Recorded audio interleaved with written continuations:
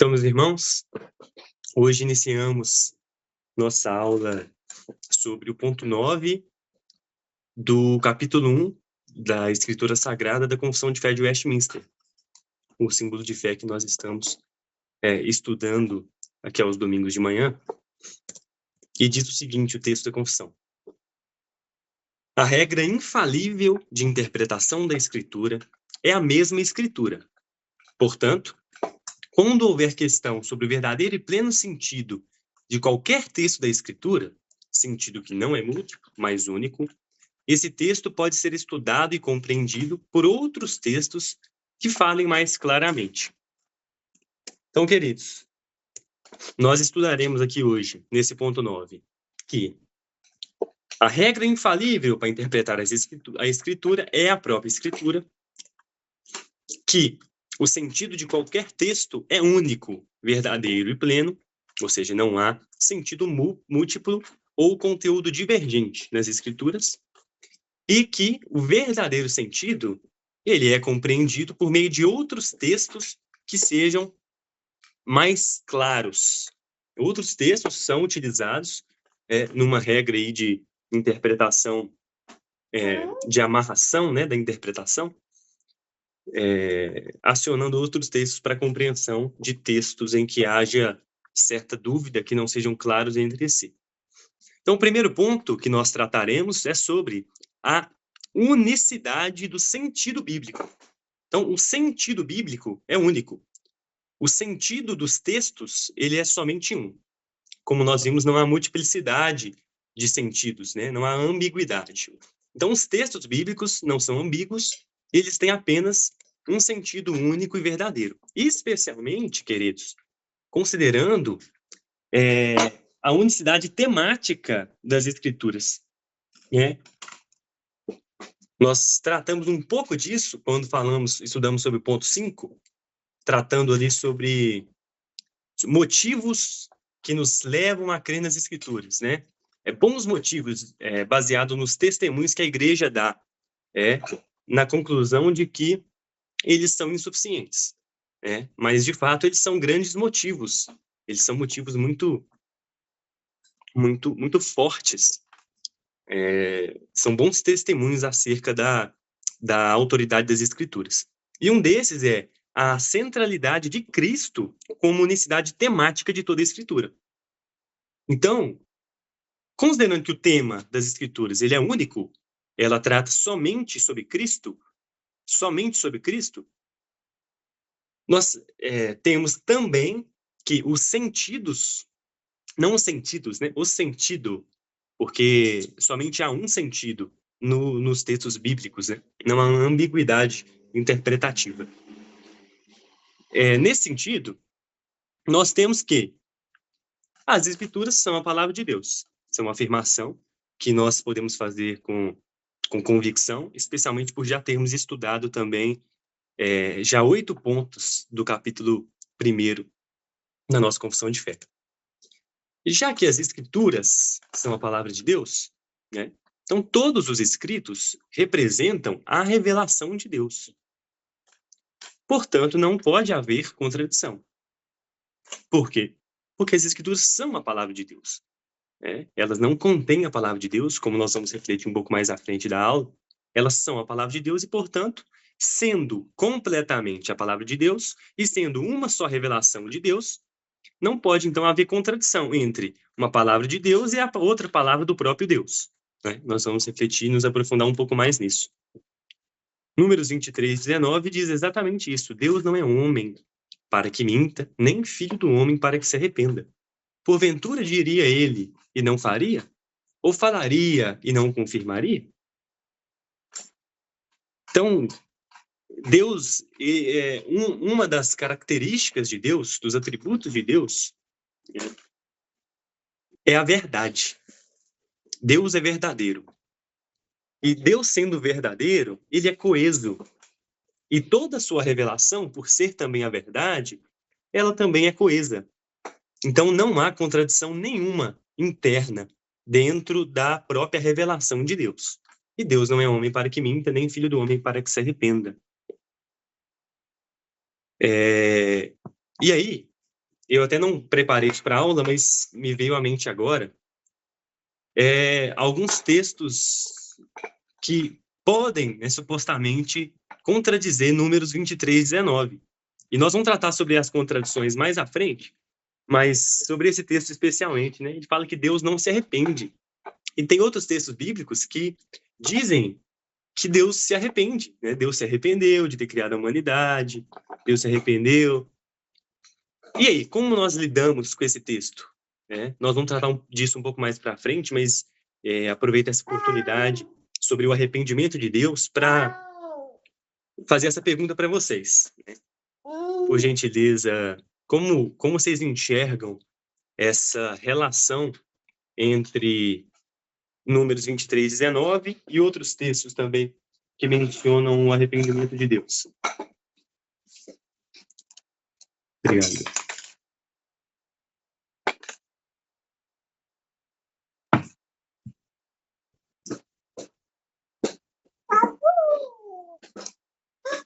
Alguém?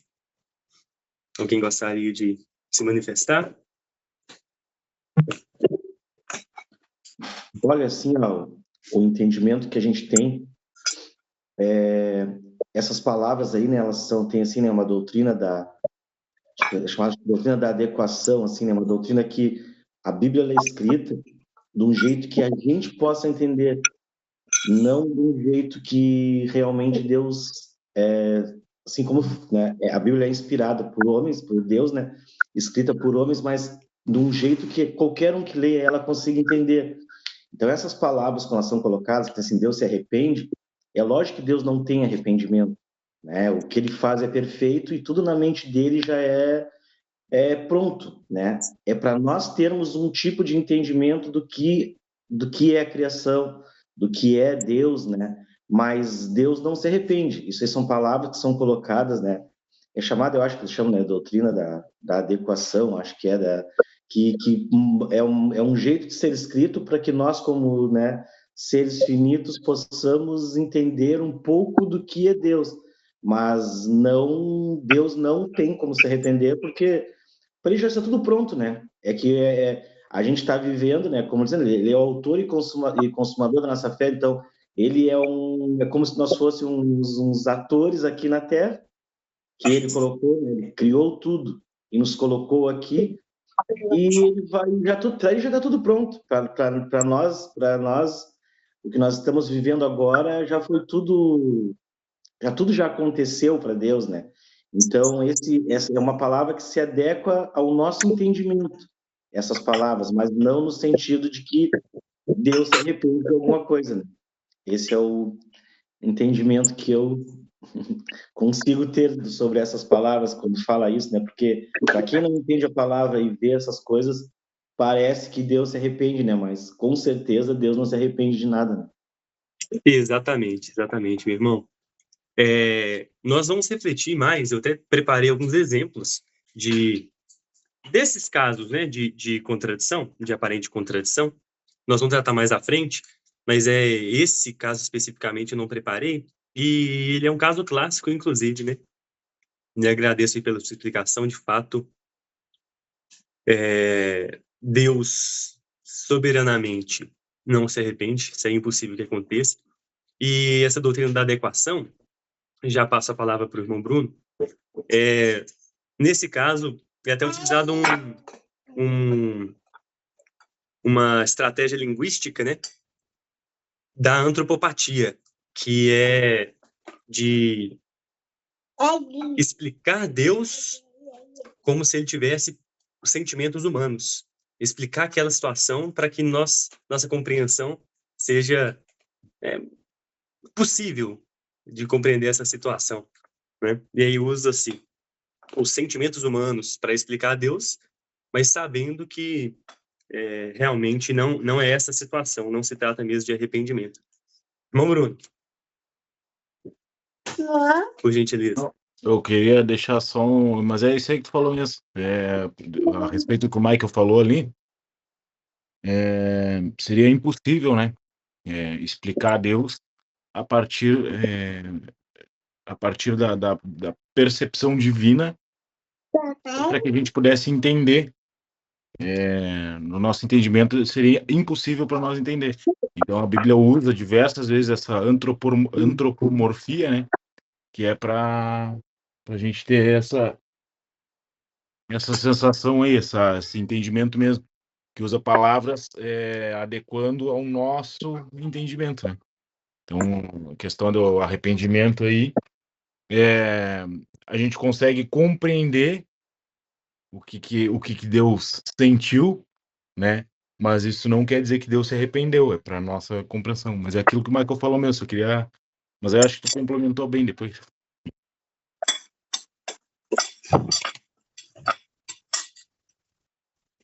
Perfeito. Então, como eu disse, eu preparei outros exemplos também para a nossa reflexão mais para frente, mas, de fato, são recursos linguísticos aí utilizados para exatamente essa adequação da infinitude na nossa mente finita, né? Para possibilitar essa compreensão do incompreensível, óbvio, não só pelo intelecto. E nós vamos ver também nessa aula, a atuação do Espírito Santo, óbvio, nessa compreensão, né? Mas então, queridos, a verdade bíblica, ela é coesa e ela se harmoniza em todas as suas partes. Então, não há subjetividade interpretativa. Isso é uma afirmação da confissão, né? E especialmente em 2 Pedro 1,20, diz que, sabendo primeiramente isto, que nenhuma profecia da Escritura é de particular interpretação. Então, sabemos que não há subjetivismo interpretativo, né? Não há. A interpretação, como nós vimos já em outras aulas também, ela nunca parte do indivíduo como especialmente fonte da razão e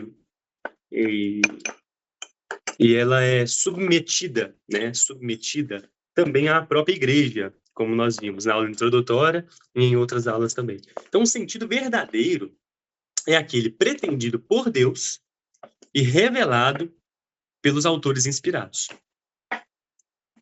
E apesar de haver um único sentido, isso é uma boa observação.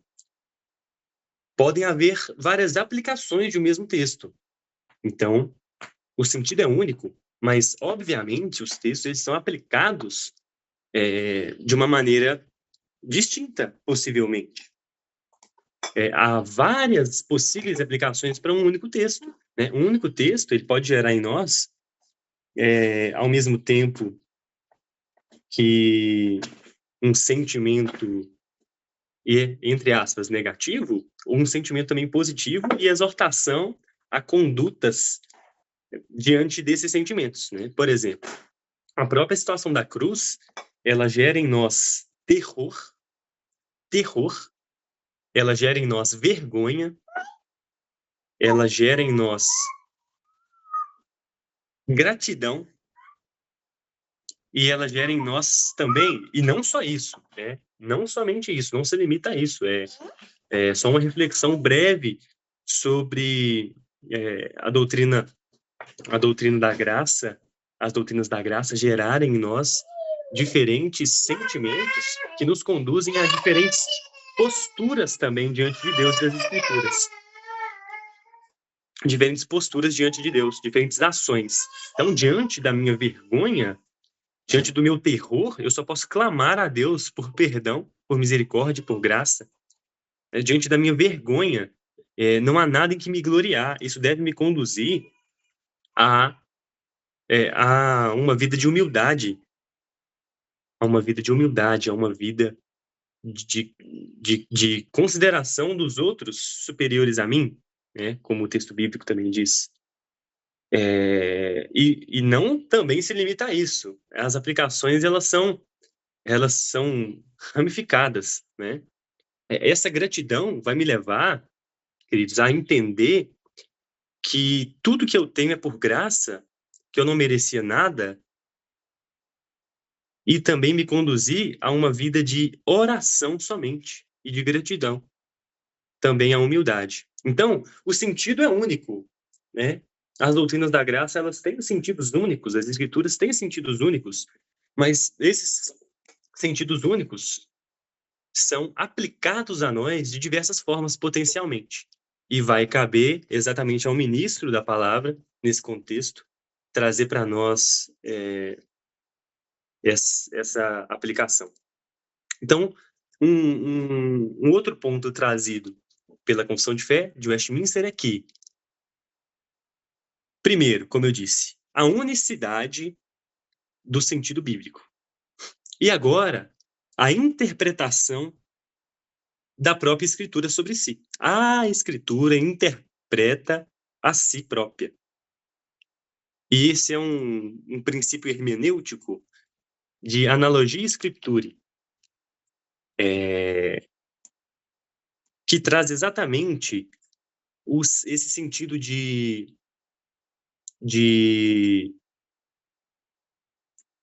complemento interno, né? Somente pelas escrituras que as escrituras são interpretadas, né? A analogia, ela significa proporção, semelhança, correspondência. Então, uma analogia é algo correspondente ao original, não é algo do próprio original. Então, pode parecer estranho essa regra interpretativa, hermenêutica, mas, nesse sentido, utiliza-se a palavra analogia no seu sentido mesmo de correspondência e semelhança, trazendo de volta para dentro. Então, a correspondência entre os textos bíblicos está na própria Escritura. Os textos bíblicos, eles são utilizados concorrentemente para que o sentido seja extraído, né? Essa é essa regra hermenêutica básica de analogia interna das próprias Escrituras. Outro ponto que nós temos sobre essa interpretação pela própria Escritura é a hierarquia autoritativa de textos. Nós já refletimos também sobre isso em outras aulas. Não lembro se na aula 2, acho que na aula 2, não sei. Ou se na própria aula 4 e 5. Mas é que a hierarquia autoritativa de textos. As escrituras, elas estão no patamar de inspiração bíblica. E nós temos textos secundários, textos sujeitos e submissos às escrituras, como os credos e confissões, catecismos, né? Nós temos ainda, podemos dizer, nessa linha interpretativa, nós podemos trazer interpretações particulares no terceiro lugar, né? Embaixo das confissões e credos, nós temos aí as teologias sistemáticas, por exemplo, né? Que são teologias particulares de cristãos. Então, nós temos essa hierarquia autoritativa de textos, em que as escrituras estão no patamar superior e único, na verdade, né? Num patamar que é inalcançável. E abaixo dela, nós temos aí uma gama de textos, né? E especialmente no nosso contexto reformado e presbiteriano, nós temos a confessionalidade como assumindo esse papel aí de segundo lugar também intocável, né? A confessionalidade também não pode ser tocada pelas teologias sistemáticas, né? As teologias particulares também não alcançam um segundo lugar. E então nós temos, abaixo disso, outros instrumentos, né? Outras ferramentas de interpretação bíblica e de produção teológica, né?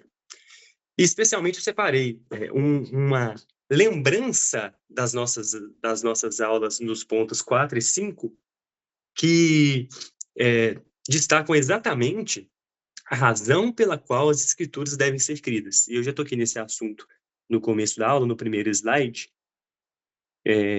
Então, né, caso alguém não tenha assistido ainda, refletido sobre esses pontos, temos essa aula salva no YouTube também. Então, a escritura interpreta a si mesma, ela deve ser crida, como diz em Isaías 20, e ela deve ser fonte total de testemunho de verdade, né? A lei é o testemunho, diz Isaías 8:20. Se eles não falarem segundo esta palavra, nunca verão a alva. Não há verdade para além das Escrituras. Isso é algo que nós também já refletimos profundamente. Então, uma pergunta retórica, né? Como a palavra do próprio Deus pode se submeter ao crivo interpretativo de outros textos não inspirados?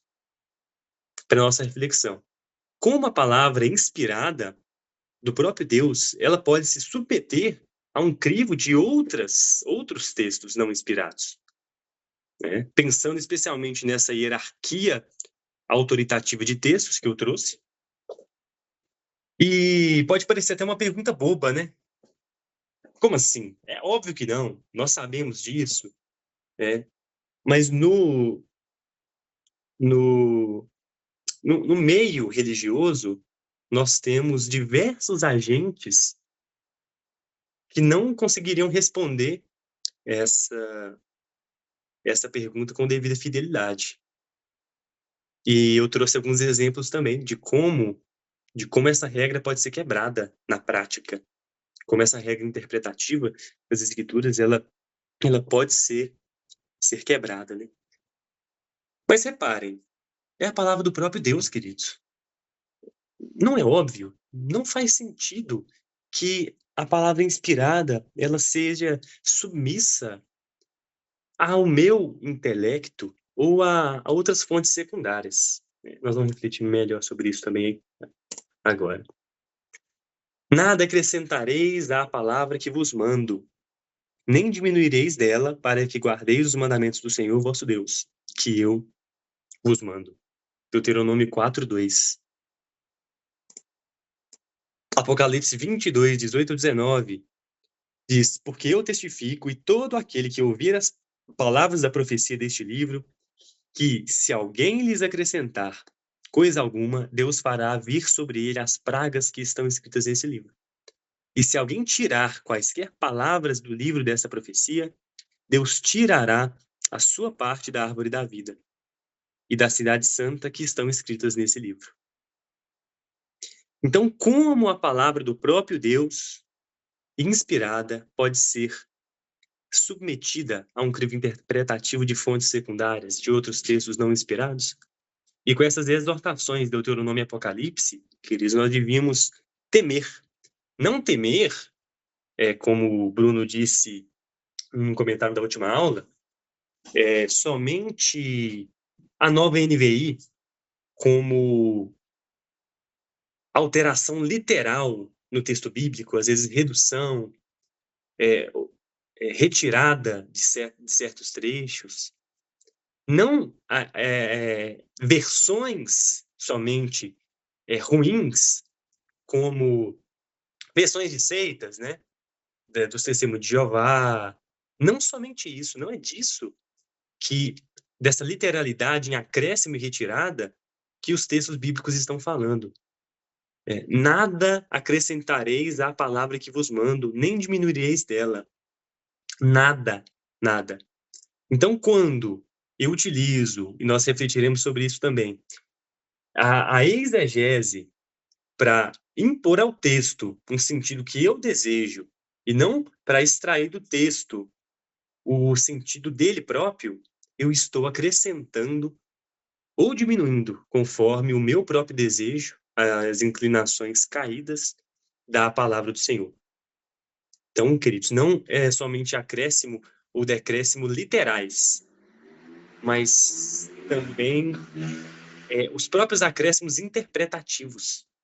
Os próximos acréscimos e decréscimos interpretativos, eles também são rechaçados pelas Escrituras.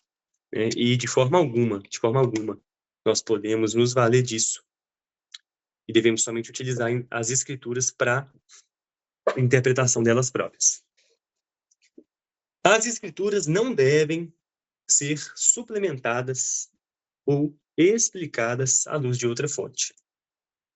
E isso, queridos, não se trata da utilização de ferramentas auxiliares ou dos próprios credos e confissões, né, para a interpretação das Escrituras, porque isso é legado da Igreja.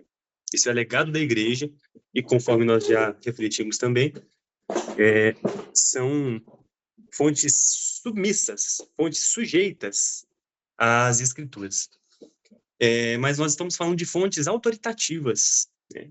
E, óbvio, credos e confissões podem se tornar, sim, fontes autoritativas.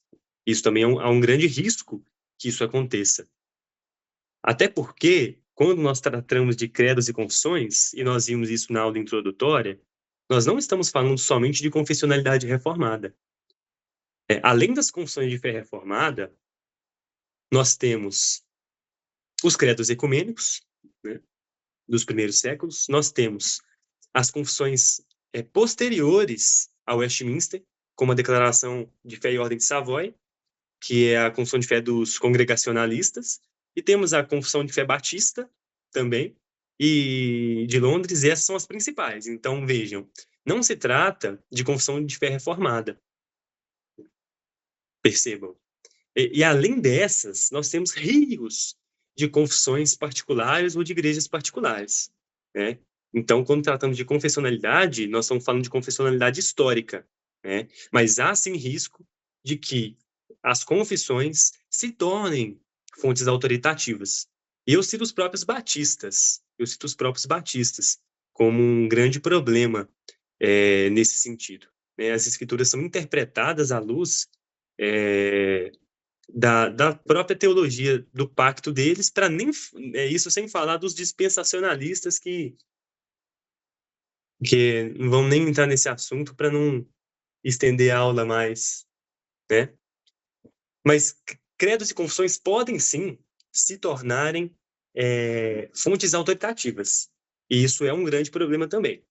Então, enquanto ferramentas auxiliares, sujeitas e submissas às escrituras, elas são perfeitas ferramentas interpretativas que nos auxiliam, né? Então, nós não estamos tratando de proibição de utilização desse tipo de ferramentas, né? Até outros textos, né? Dicionários bíblicos,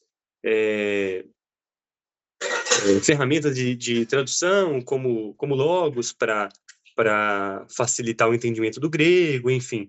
Não se trata disso, né? Não é disso que a confissão de fé está falando, e sim da utilização de fontes autoritativas. E eu falei que aquela pergunta era óbvia, mas que nós tínhamos quem aferisse de uma forma muito clara. E eu preparei aqui 2 exemplos, né, 2 casos, 2 hipóteses de quebra dessa regra interpretativa hermenêutica, né, dessa regra hermenêutica, que detalhando os erros em que incorrem os continuistas e os liberais. O continuismo, ele eleva outra fonte ao status da fonte primária. E como que isso acontece? Vai desde a autoridade papal, a autoridade conciliar da Igreja Católica, das decisões ex-cátedra, do magistério eclesiástico, da tradição estar num patamar de escritura ou até acima, até, queridos, esse continuismo neopentecostal, wesleyano, né? Rua Azusa,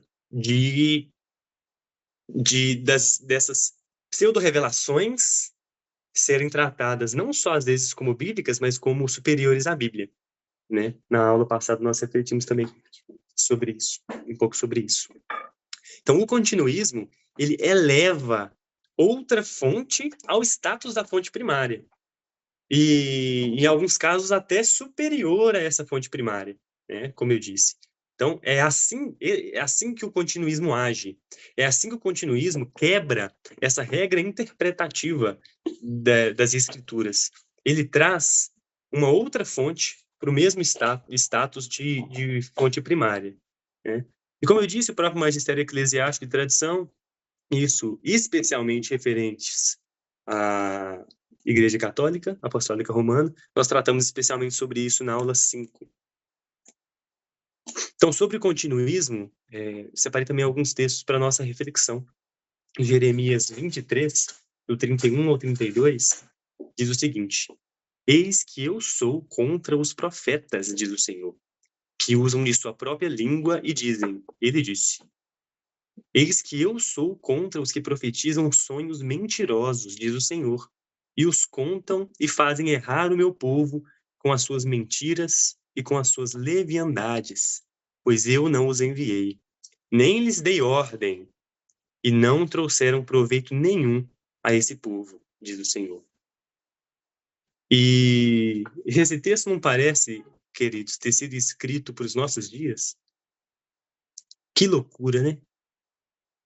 Que loucura! É exatamente a mesma coisa que Deus repreendeu por meio do profeta Jeremias. Que loucura!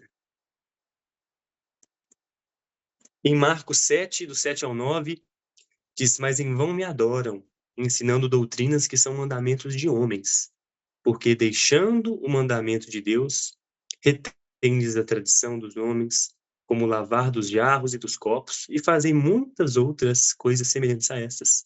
E dizia-lhes, bem invalidais o mandamento de Deus, para guardardes a vossa tradição.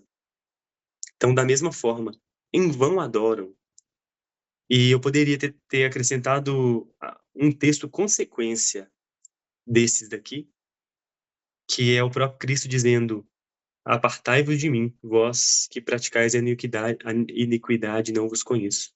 Né? Quando ele seria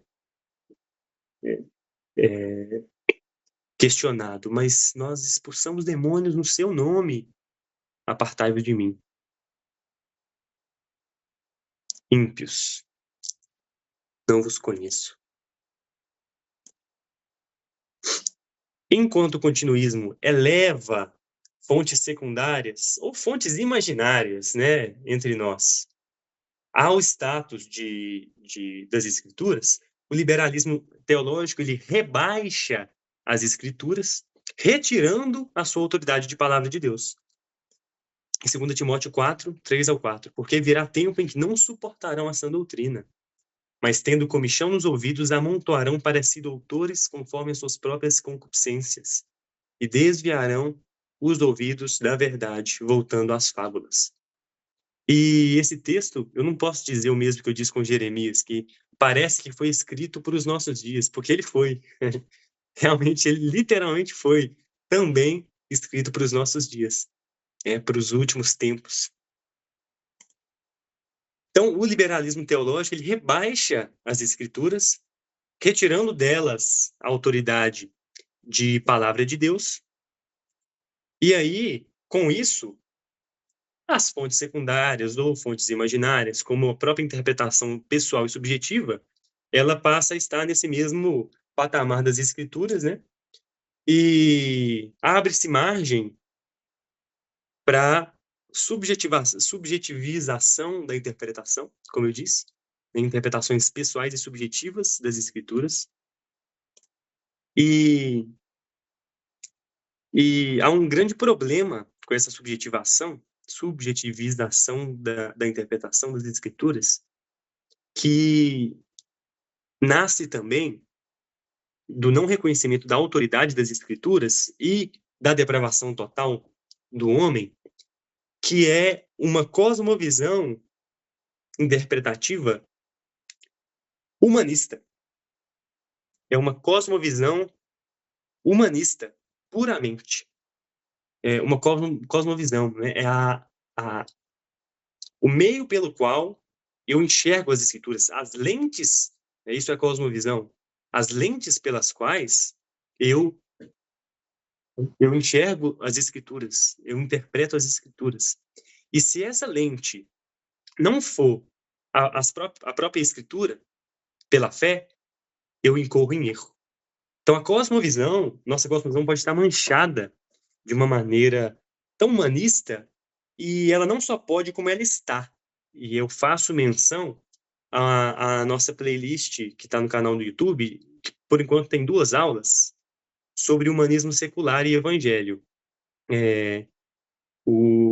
Foram aulas ministradas pelo William e pelo Tiago, e e fazem esse paralelo entre o evangelho e o humanismo secular. E com muita profundidade nós tratamos disso lá. Exatamente sobre essa cosmovisão interpretativa humanista que causa essa subjetivização da interpretação com base no nosso próprio intelecto, né? Coisa que é rechaçada por Salomão no texto do nosso culto de hoje, né? Lá em Provérbios 3, do 1 ao 8. E o outro ponto, queridos, que nós já tratamos também em outras aulas com profundidade, é o problema da epistemologia. Epistemologia que é o estudo da própria razão, né? E quando nós não consideramos a epistemologia da queda, a epistemologia do homem pós-queda, ou seja, que a nossa razão, ela também foi atingida pela queda, e não só as nossas atitudes e pensamentos, mas a nossa razão, nosso intelecto, a forma como nós pensamos, raciocinamos e refletimos, ela também está manchada pelo pecado de tal forma que nós não conseguimos alcançar o conhecimento de Deus partindo de nós mesmos e do nosso próprio intelecto. Então esse é o grande problema da epistemologia humanista, de não considerar a razão como caída, né? A nossa razão como completamente caída. Não vamos nos aprofundar também nisso. Na aula sobre humanismo secular e evangelho, nós tratamos. Então, a escritura, diante desses problemas, dessa subjetivização, né, ela passa a ser lida a partir de uma cosmovisão individual. E a epistemologia, ela é centrada no eu e não no próprio Deus, né? E aí agora nós temos uma breve consideração sobre exegese como regra interpretativa e a exegese, né, que é o oposto da exegese. A exegese ela é exatamente a busca por entender e extrair do próprio texto o seu sentido.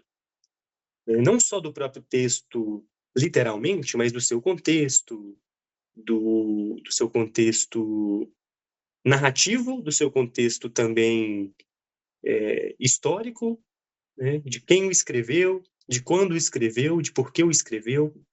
A exegese busca extrair do texto o seu próprio sentido. E a exegese é o caminho inverso, é a tentativa de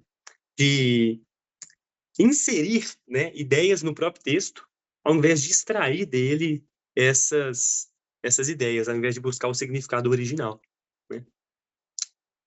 E um próximo ponto, já avançando, que a confissão de fé diz para nós, é que quando a compreensão for difícil, nós devemos recorrer a outros textos bíblicos mais claros, né?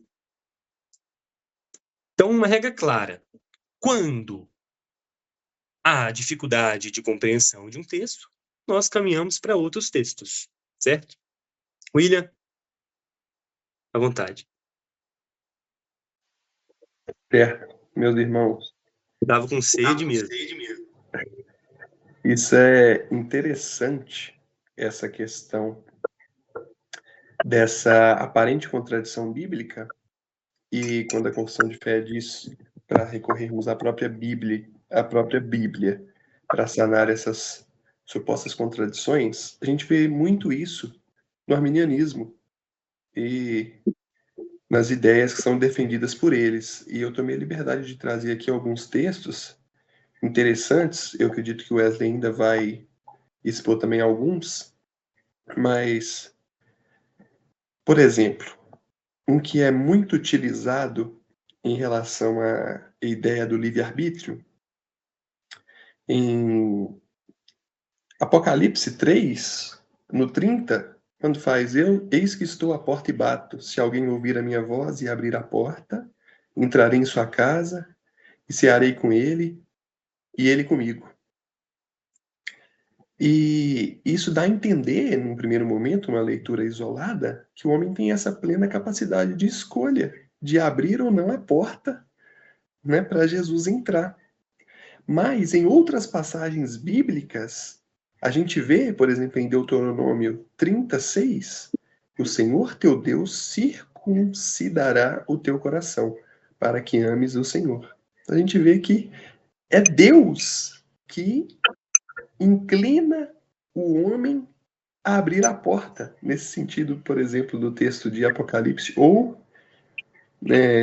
em João 15,16, não fostes vós que me escolhestes a mim, pelo contrário, eu vos escolhi a vós outros. Então, a gente consegue rebater essas ideias de que o poder está na mão do homem, que de fato existem alguns textos que podem dar esse entendimento, mas a gente consegue rebater eles de forma clara com outros textos bíblicos. Por isso não há contradição. A própria confissão de fé, por exemplo, usa o termo de aceitar Jesus. E de fato nós aceitamos a Jesus. Mas nós aceitamos a Jesus porque o próprio Pai nos faz aceitar a Jesus. E é muito interessante isso, que a gente consegue constatar, como eu disse, fazendo a leitura de outros textos nesse sentido. E eu estou falando aqui só em relação à questão do livre-arbítrio, né, da escolha humana em relação a Cristo, mas em relação à possibilidade de cair, por exemplo, da graça, quando em Gálatas o apóstolo Paulo, no capítulo 5, versículo 4, diz: separados estáis de Cristo, vós os que vos justificais pela lei, da graça tendes caído. Parece que a pessoa está caindo da graça salvadora. Mas quando a gente lê 1 João 2,19, a gente vê falando, ó, saíram do nosso meio, mas não eram dos nossos, porque se fosse dos nossos, teriam permanecido. Então não é que a pessoa cai da graça, que pode perder a salvação, é porque, na verdade, ela nunca foi salva. Então, quando a gente abraça a Bíblia como um todo, o contexto, a ideia bíblica de forma mais profunda e não um entendimento isolado e não uma exegese, a gente acaba entrando nesse problema de provérbios, do nosso próprio entendimento. E a gente mergulha na nossa natureza pecaminosa e acaba desprezando o verdadeiro sentido das Sagradas Escrituras, meus irmãos. Essa aula é uma aula sensacional que todos deveriam assistir. Todo mundo, que isso é um assunto muito interessante e complexo, que pode, de fato, abrir a mente de muitas pessoas que estão, infelizmente, assim como eu já estive, e que às vezes ainda estou, em algumas situações, cegos pelos nossos pecados. Irmão. Boa colocação. Ótima, na verdade. Não separei esses exemplos, não. Foram exemplos bons trazidos, né? Falta, antes de passar a palavra para os outros irmãos, falta mais questionamento, no sentido de buscar realmente a exegese, exercer a exegese. O que o texto diz? Quando o texto diz que é para eu abrir a porta, eu preciso fazer pergunta para o texto. Ô, texto, tá. Eu preciso de abrir a porta? Preciso. Como? Como eu abro essa porta? Isso são perguntas que, quando você busca o sentido do texto e essa interpretação interna das escrituras por outros textos, você precisa de navegar. Como que faz para ser salvo? Para ser salvo você só precisa de crer. Perfeito. Então a salvação é por algo que eu faço. Você precisa de voltar algumas casas e perguntar: é só crer? Beleza. Mas então como eu faço para crer? Né? E isso é buscado do texto o seu próprio sentido. Bruno?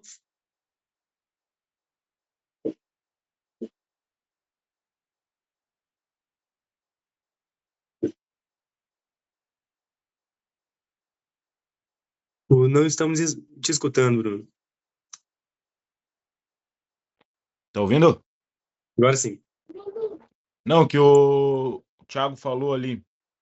A gente tem que entender também, às vezes, que o contexto geral que a gente está inserido, principalmente no nosso país aqui, no mundo inteiro, na verdade, né? Hoje, e sempre foi assim, o povo de Deus, ele sempre foi minoria, né? Em todo o contexto que ele teve inserido, ele sempre foi minoria. Então, por exemplo, o Thiago falou ali de dois textos, né? E um texto ele puxou lá para Deuteronômio.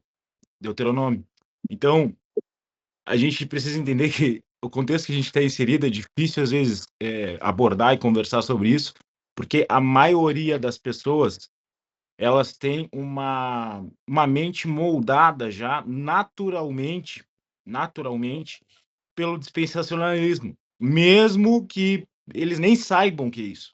Mesmo que eles nem saibam que é isso. É intrínseco já das pessoas acharem que, por exemplo, o povo judeu, ele já está automaticamente salvo por ser judeu. Uhum. E o povo, agora o povo do Novo Testamento para cá, aí sim, aí esse povo será salvo pela fé.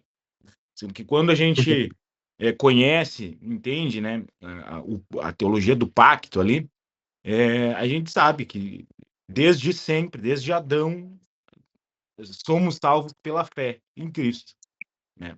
Pela fé em Cristo somente e no Cristo verdadeiro, né? Não em qualquer Cristo que criam por aí. E, cara, queria só comentar também essa questão da exegese. O Michael vai rir agora porque sexta-feira a gente teve um estudo aqui e aí eu tava falando de putz, grilou, Michael, mesma coisa que aconteceu sexta. Minha língua travou. E a exegese, né? E até tá no quadro aqui, eu acho ainda. Apesar das crianças terem riscado por cima. E, cara, e é impressionante o quanto isso é importante. É importante entender esse fundamento, porque isso é um fundamento, né? Para a gente tá preparado para isso aí. Mas o principal é isso mesmo. A questão de como lidar, né, com esses dispensacionalistas. Porque a gente vai querer trazer texto. A gente sabe, a Bíblia ela é interpretada a partir de si mesmo. Qualquer livro é assim. Inclusive, eu falei isso na sexta-feira. A linguagem do livro a gente interpreta a partir do próprio livro. E a Bíblia não é diferente.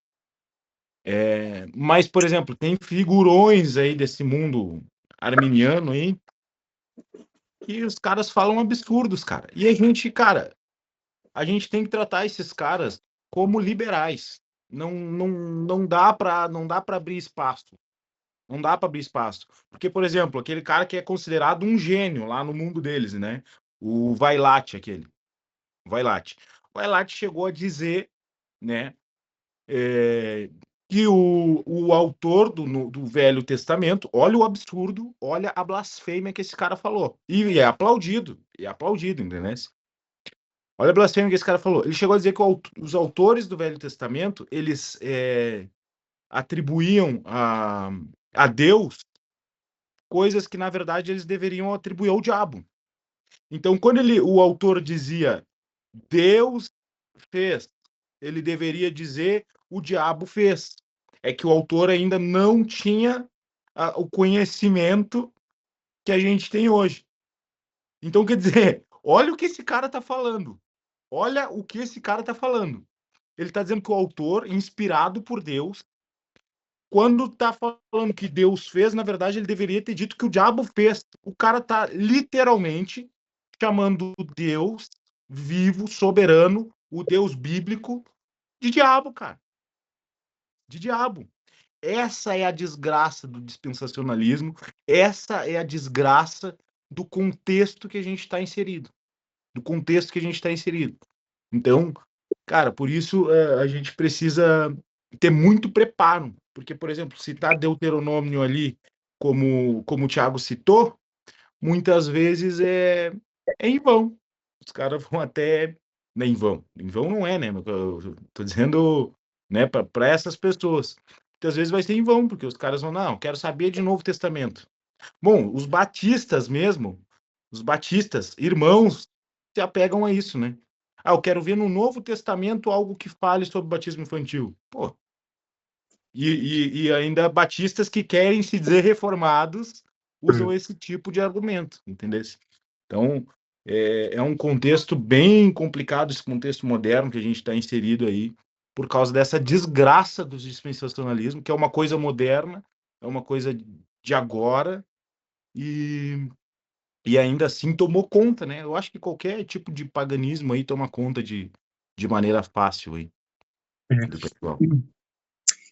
O dispensacionalismo, ele é a grande sacada teológica humanista dos nossos tempos, né? Ele é o iluminismo dos nossos tempos, né?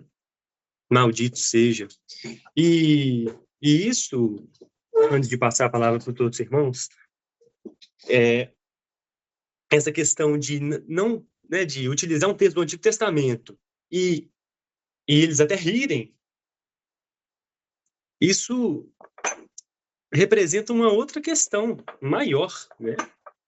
Que é realmente o liberalismo teológico e a impiedade. O Gabriel, que não está aí conosco hoje, geralmente nós conversamos, ele sempre fala alguma coisa, né?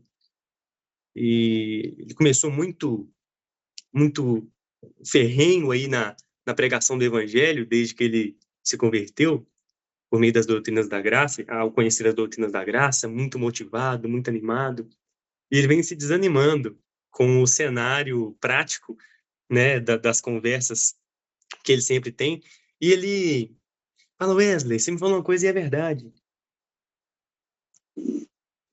Argumentos bíblicos não servem de nada para quem não está nem aí para a Bíblia. Então, o primeiro ponto é esse. Tá, a pessoa que eu estou discutindo, ela é cristã? Ela se importa com as escrituras? Porque eu posso trazer 100 versículos, 100 teses, 100 argumentos teológicos, e para ela não vai valer de nada.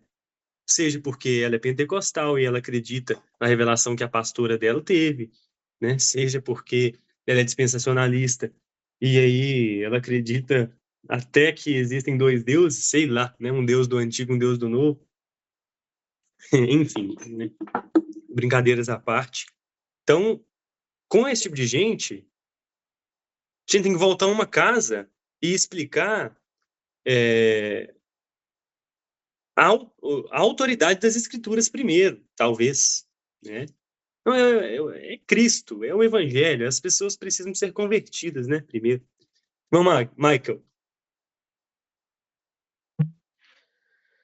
Assim, só para complementar um pouco, assim, né, o que o irmão Tiago falou, que o Wesley e o Bruno falaram. Assim, eu como agora, eu estou na presbiteriana, mas quando eu conheci as doutrinas da graça, eu segui numa igreja arminiana, né, numa igreja pentecostal, batista pentecostal, então eu tinha que estudar eu via muita palavra pentecostal para ver o que eles falavam, para poder rebater, que eu tinha os grupos caseiros, né, e eu era líder do grupo caseiro dentro dessas igrejas, então eu estava passando a doutrina da graça para eles, e aí me correram da igreja, né. Hoje eu estou na presbiteriana. Mas assim, assistindo tudo isso que a gente vê, né, complementando só assim o que o irmão Tiago falou, é bem isso aí mesmo, né? Eles usam textos sem contextos, né? Mas assim, a principal coisa que esses pastores fazem, né? Luciano Subirá, Vailate, né? Todos eles assim, eles não interpretam a Bíblia para a igreja. Eles têm assim, cada carta ali, né? Quando começa ali as cartas, elas dizem para quem são as cartas. E isso aí para eles não existe. Eles entendem que aquelas cartas não são para a igreja. Aquelas cartas são para o mundo inteiro. Então, se tu interpretar desse jeito a Bíblia, tu consegue fazer com que o arminianismo seja correto. Porque se tu falar aquelas coisas ali como se fosse para o mundo, para não cristãos, tu consegue fazer com que aquilo ali seja correto, né? Tipo assim, a cooperação, tem uma hora ali que Paulo fala, né, que nós cooperamos com a nossa salvação. Só que aí eles usam aquilo ali, né, como sinergismo, né, que tem sinergismo, mas aquilo ali não é sinergismo. Aquilo ali Paulo está falando com uma igreja que já conhece Cristo, depois que nós recebemos Cristo, agora nós temos que agir por sermos salvos. E aí eles interpretam aquilo que eu posso fazer aquilo para ser salvo, porque eu tenho que cooperar com a minha salvação. Então, esse é um que eu analiso assim, né, quando eu vejo eles pregando, falando, é que eles interpretam a Bíblia não para o povo de Deus, mas sim para o mundo inteiro, sem ler a primeira frase, vamos dizer, para eles nem existe o primeiro parágrafo de cada carta, né, que é específico para cada, como tu falaste na terça-feira mesmo, nós estávamos falando na semana passada também ali que, né, é tudo, ela tem um endereço específico, né? Se as cartas ela não nem foi tu, foi o do pastor Felipe Souza que eu estava vendo que ele estava estudando 1 Pedro, e na 1 Pedro ele começa assim, né, mostrando que 1 Pedro, e ele explica que 1 Pedro é para um tipo de povo, Paulo fala de Gálatas para outro tipo de povo, que são os povos que estão sendo inseridos no evangelho. E esses pastores, né, bambambam, assim, que tem hoje aí, eles interpretam isso aí tudo para o mundo. Aí tu consegue fazer essa exegese deles aí que, né, a igreja, a Bíblia é para o mundo, não para a igreja. Então, esse é um dos maiores, né, agora mesmo há pouco também o Luciano Subirá dizendo que Deus, né, as pessoas, os filhos de Deus vão para o inferno recebendo igual toda a misericórdia de Deus, né, e continuam sendo filhos e amados com amor que a cruz ela é infalível, mas mesmo assim os filhos de Deus estarão no inferno, a cruz sendo infalível. Então, assim, é uma falta de compreensão do texto completo, e são pessoas que, na teoria, muito inteligentes, né, que eles têm uma lábia muito boa, né, mas o que a gente consegue entender é isso, né, como Jesus fala, né, ele tapa os ouvidos, os olhos e não troca o coração, e as pessoas continuam crendo nesse evangelho falso, né? Só um complemento a mais, assim, porque é esse que eu consigo enxergar a falta de compreensão deles. Minha esposa até falou aqui agora do nível, vocês estão falando até de heresias mais rebuscadas, vamos dizer assim, né? Ela falou aqui de gente que lê o texto de sai da tua terra e da tua parentela e acha que é Deus mandando eles mudarem de cidade, né? Então, essas heresias, elas escalonam em vários níveis, né? Quem olha para o Antigo Testamento não enxerga a continuidade da aliança, Bruno, mas enxerga promessas que se aplicam a mim, especialmente hoje, como promessas de riqueza, de bonança e blá, blá, blá, né? Enfim, uma pena. Abre a Bíblia aleatoriamente, lê que nem promessinha, né? Pois Tem que mudar, Deus está falando. Pois é. Tiago, você tinha levantado a mão aí? Não, mas eu ia só acrescentar aí que os irmãos já falaram, graças a Deus foi suficiente. Graças a Deus. Perfeito.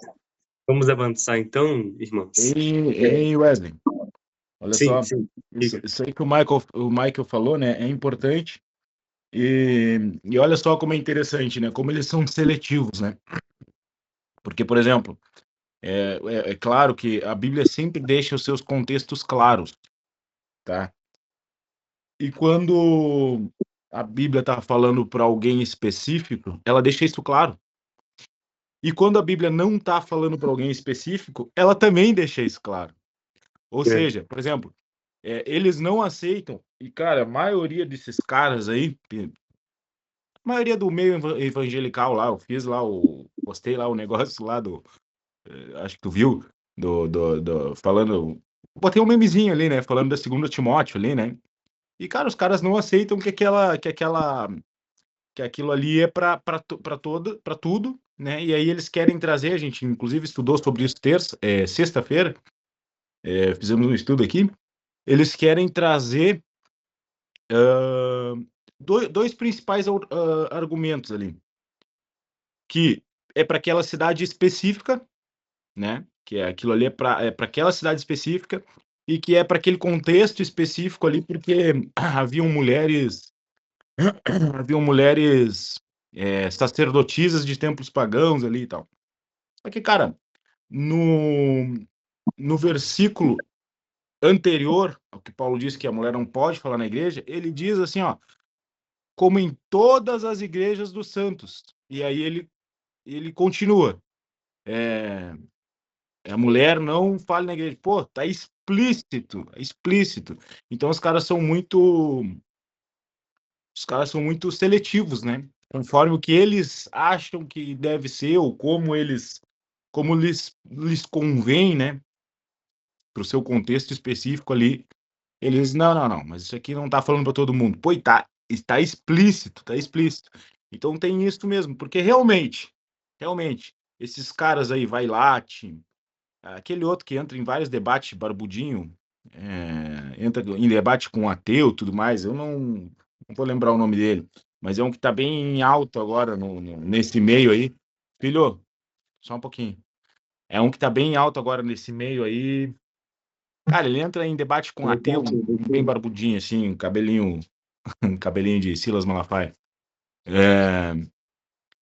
Esses caras, eles parecem ter uma inteligência humana aquém da maioria, né? Mas não conseguem ver o óbvio, não conseguem ver o que parece ser muito claro. Então, é justamente sobre já o que já foi falado, né? De que a gente precisa, de fato, ter os olhos destampados, os ouvidos, né, destapados e o coração aí aberto pelo próprio Pai, né? Pelo próprio Deus aí, para que a gente possa ver o que está explícito, muitas vezes, nas Escrituras ali. Perfeito. Minha esposa também destacou aqui que isso, na verdade, é só conveniência. Quando eu quero, aí é para os dias de hoje. Quando eu não quero, é só para a época. E a base sou eu. Isso é humanismo secular. E tem textos como esse que são tão óbvios, né? O apóstolo Paulo, ele argumenta já para matar a discussão, né? Deus faz isso. Indo para Gênesis, ele vai para a criação, ele arroga a criação, já para não ter conversa. E aí tem ainda, né? Então, isso é realmente dureza de coração.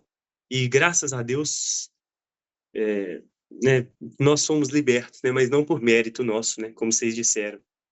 Michael também disse. É cegueira espiritual. E é Deus que tira essa nossa cegueira, né? Então, graças a Deus por isso também, meus irmãos. Então, queridos, o irmão William já adiantou alguns exemplos, ele deu esses 2 exemplos aí muito bons, sinergismo e monergismo em textos, em Apocalipse e tudo.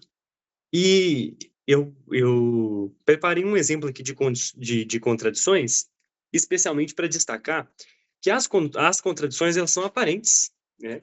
Não são contradições reais. Não há, como a gente já viu, contradição real nas Escrituras. Então, elas são contradições aparentes. Diante disso, nós devemos buscar a compreensão real do texto, no seu contexto, e como já vimos, com apoio em outros textos. E um exemplo sobre essas contradições aparentes é o claro exemplo do apóstolo Paulo e de Tiago. Muita gente lê a carta de Tiago e acha, muita gente assim, eu também até entender, eu também achava muito estranho aquela linguagem que ele utiliza, e há uma aparente contradição aqui, mas já resolvida aqui no próprio texto da aula, sobre a justificação pela fé, que o apóstolo Paulo trata, e sobre as obras como evidência da fé verdadeira, que Tiago trata no capítulo 2, versículo 24. E o apóstolo Paulo também trata sobre isso, e não só em Efésios 2, 8 ao 10. Mas Efésios 2, 8 ao 10 talvez seja o texto mais famoso, que ele fala no 10, né, que as obras foram preparadas de antemão por Deus para que andássemos nelas, né? Que nós não somos salvos pelas obras para que ninguém se glorie, mas que essas obras foram preparadas por Deus, né? Então, não há contradição. Talvez esse seja o exemplo mais famoso, assim, até pelo fato do próprio Lutero, né, de ter informações de que o próprio Lutero ele não lidava bem com essa carta de Tiago, queria tirar ela da Bíblia, enfim. A gente ouve algumas coisas nesse sentido. Talvez seja a mais famosa, mas percebemos que é uma contradição aparente, não uma contradição verdadeira. E passando já para o fim da aula, queridos, eu trouxe aqui 3 casos para nós fazermos aqui um estudo de caso em que não em que há contradição aparente, mas em que um texto das Escrituras ele precisa de outro texto para ganhar mais robustez e segurança teológica, né? Exemplo 1 é a própria inclusão dos gentios na aliança de Deus. Nós temos o apóstolo Pedro, em Atos 10 e 11, tendo aquela visão que Deus deu para ele sobre a inclusão dos gentios, sobre a pureza de todas as coisas, e ele hesita em primeiro momento naquilo. E aí, em Atos 15, já no Concílio de Jerusalém, nós temos o próprio apóstolo Pedro e Tiago citando profetas do Antigo Testamento para mencionar essa inclusão do povo, dos gentios, na aliança de Deus, que eles sempre foram. E aí, só volto um pouquinho rapidamente no que o Bruno disse sobre dispensacionalismo. É ridículo. A continuidade da aliança e do pacto ela é clara, patente, ela é evidente. A inclusão de gentios na aliança de Deus, desde sempre, ela existiu, né? Existiu com próprias mulheres da linha ascendente do rei Davi, do próprio Cristo, né? Como Ruth, como a meretriz lá, até esqueci o nome dela, de Jericó, me esqueci agora, Raabe, acho que é Raabe. Inclusão de gentios no povo, né? Isso é de sempre, isso é desde sempre. Segundo caso, a própria promessa de Abraão. Em Gênesis 12, 7, Deus promete a Abraão e diz: a tua descendência darei essa terra, e edificou um altar ao Senhor que lhe aparecera. Em Gálatas 3,16, o apóstolo Paulo interpreta não a descendência em sentido coletivo, mas a descendência que é Cristo, né? O descendente que é Cristo. Então, a utilização aí do texto de Gálatas para interpretar a promessa feita a Abraão, né? Enxergando Cristo como esse descendente. Um outro exemplo que é riquíssimo, na verdade, vários exemplos, e quando nós chegarmos no Novo Testamento, nas aulas de terça, eu já estou ansioso para fazermos o panorama de Hebreus. É uma carta muito querida para mim. Nós temos a carta aos Hebreus explicando vários tipos de Cristo presentes na Antiga Aliança. Então, funções exercidas, profeta, sacerdote, rei, Melquisedeque como tipo de Cristo, objetos e práticas, tabernáculo, propiciatório, sacrifícios, véu do templo, santo dos santos, né? Então, texto aos Hebreus, carta aos Hebreus, explicando também textos do Antigo Testamento. Então, alguns estudos de caso aqui, rapidamente, só para vermos como que essa cooperação entre textos funciona. E, por fim, a última doutrina sendo ensinada pela confissão de fé é que, implicitamente lá no texto dela, que um texto, então, que não pode ser iluminado por outros textos, não deveria servir de base dogmática. É aquele princípio de que não se faz texto com versículo isolado, né? Se não há uma base doutrinária, dogmática, se não há fundamento em outros textos para que esse texto seja confirmado, não se pode fundamentar uma doutrina normativa nesse texto, né? As coisas encobertas são para o Senhor nosso Deus, porém as reveladas são para nós e para nossos filhos, para sempre, para cumprirmos todas as palavras da lei. Deuteronômio 29, 29. Não há, queridos, a revelação plena e completa de todas as coisas. Nós vimos isso também já nas aulas passadas. E um exemplo disso, né, é o batismo pelos mortos, em 1 Coríntios 15, 29. Ele não é usado pela tradição reformada como base doutrinária. O que é esse batismo pelos mortos? Não sei. Ninguém sabe. O apóstolo Paulo cita lá, mas ninguém sabe o que é isso. Então nós vamos criar uma doutrina com base nesse versículo? Como acontece com a doutrina do purgatório? E ainda é fora de contexto, né? Ainda é péssimo. Mas nós temos muitas doutrinas religiosas sendo criadas em versículos isolados, fora de contexto, ou até em versículos como esse, mas que em que não se há apoio bíblico nenhum. Então, o que a gente faz com o batismo pelos mortos? Deixa ele, tá lá. Quando eu for explicar esse texto, eu vou explicar dessa maneira que eu estou explicando, não vou pular, eu vou lê-lo adequadamente, admitir que o apóstolo Paulo escreveu isso, mas assumir que eu não faço ideia do que seja e que não se pode construir doutrina normativa em cima de um texto como esse. Então, doutrinas essenciais, elas sempre se encontram fundamentadas em múltiplas passagens claras, certo? Sempre, sempre, sempre.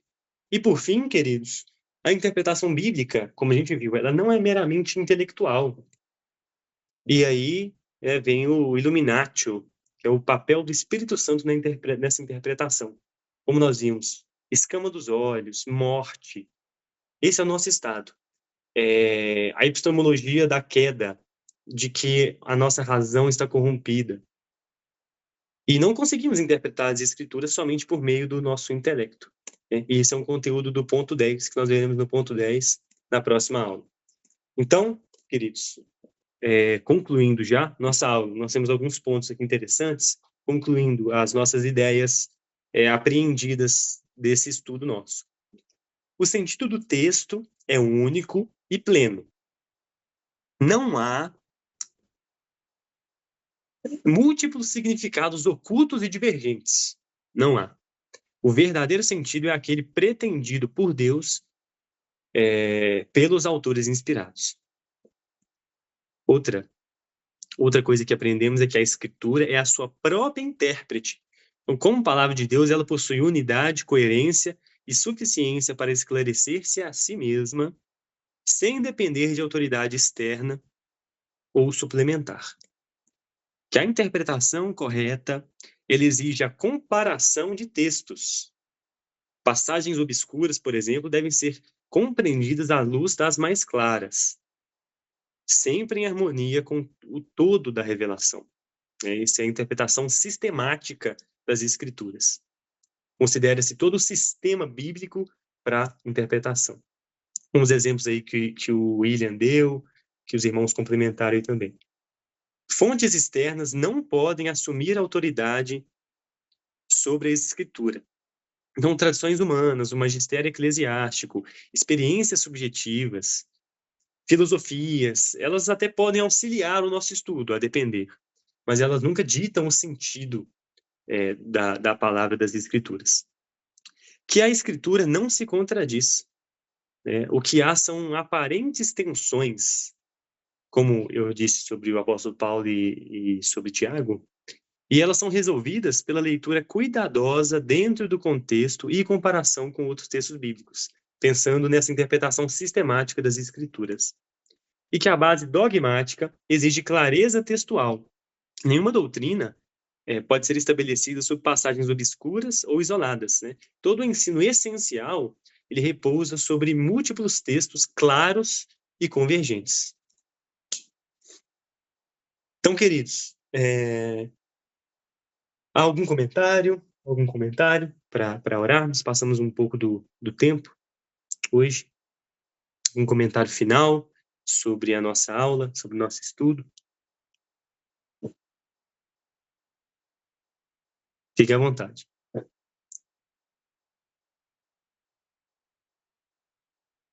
Só porque ninguém falou mal hoje da Igreja Romana, então eu vou deixar um comentário aqui. E aí tem isso, né? A nossa aula toda foi sobre isso. E a Igreja Romana, ela faz isso. Ela coloca em pé de igualdade a tradição, né? A tradição apostólica. A tradição eclesiástica, né? Em pé de igualdade. Só que quando tem conflito, o que impera?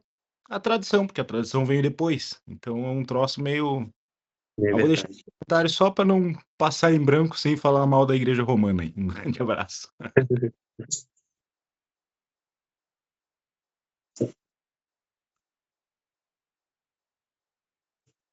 Mais algum comentário, meus irmãos? Posso orar, então? Então, oremos, graças a Deus, por mais um dia do Senhor, mais uma manhã de bênção, né? De recebimento de Deus, da sua palavra. Como a gente reflete sempre, irmãos, né, nós não merecíamos isso. Nós merecíamos estar enganados aí em alguma igreja pentecostal, acreditando no sonho da pastora, né?